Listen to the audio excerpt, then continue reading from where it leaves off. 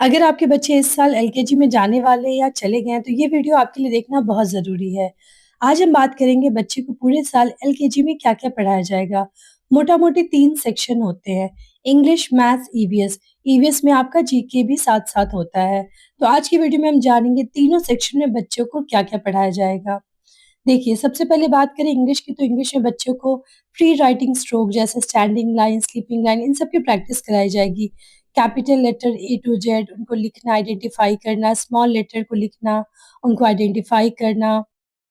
इसके अलावा capital letter, small letter match करना, object related to each letter, जैसे ए है तो ए से कौन-सा शब्द होगा एप्पल, तो इसको मैच करना, वॉवेल, कॉन्सोनेंट, इसके अलावा फ़ोनिक हो गया, राइम्स हो गया। तो ये सारी चीज़ें बच्चों को एलकेजी में सिखाई जाती है। पर्पस ये होता है कि बच्चे अब लेटर को आइडेंटिफ़ाई करना, रीड करना, ये सीख जाएँ। इसके बाद बारी आती है मैथ्स की।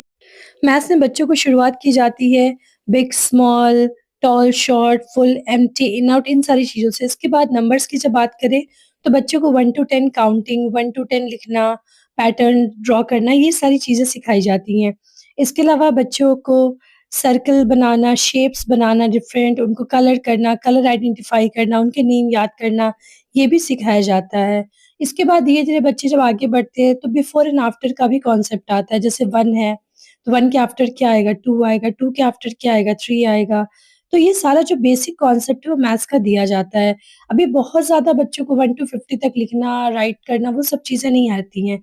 यहाँ पे बच्चों को मैथ्स का कॉन्सेप्ट ज़्यादा दिया जाता है।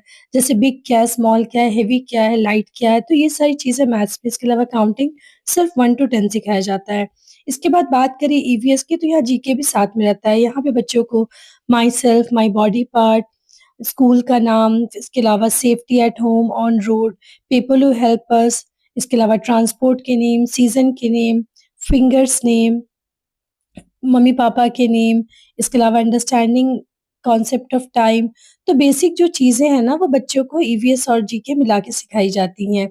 कोई अलग से जीके की क्लास नहीं होती, ईवीएस सब्जेक्ट में ही सारी चीज़ें इन्वॉल्व रहती हैं।